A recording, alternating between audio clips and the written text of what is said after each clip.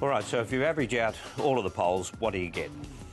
Well, what I've done, Barry, is I've averaged and weighted all the polls that are available, all the published polls, and that's Newspoll, Nielsen, Essential, Galaxy, and the phone polls from Morgan. And what I found is that the primary vote of the ALP is at 33, the Coalition's primary vote is at 46, the Greens are sitting on 11, and that translates to a two-party preferred vote of 54 to 46 in favour of the Coalition over the ALP, which is about a 4% swing against the government. All right, now what has been the story then since the last election? Well, since the last election, there's been three phases in the polling. From the election to the end of 2010, not a lot happened. It was basically the status quo. Then in February 2011, when the government made the announcement that it was going to price carbon, the ALP vote slid dramatically and the Coalition vote increased dramatically. And that continued right up until the middle of the year, when in July the government actually made its carbon price policy announcement.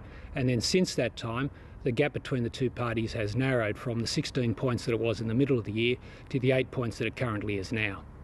And then when you look at the better Prime Minister, did you get the same picture there? Yes, you do.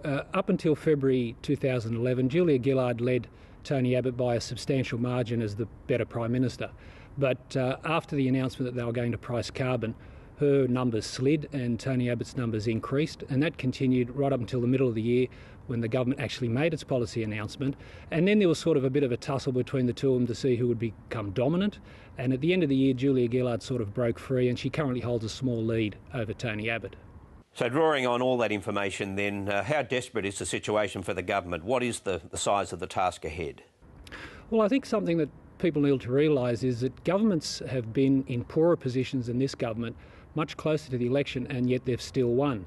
And that's happened 3 out of the last 7 elections. So it's not uncommon. Currently the government sits on a 46% two-party preferred vote. What they need to do in the next 18 months is pick up at least another 3%. That should get them over 49.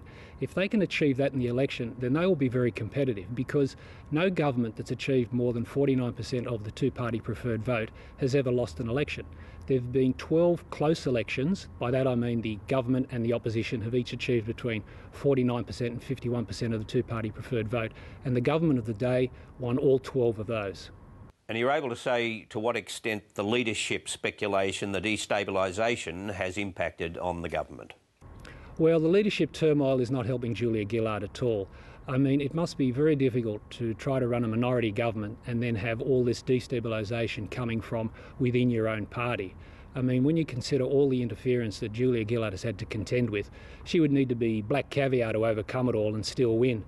And she's not black caviar, she's not in that class. But then nor is anybody else in that parliament on either side.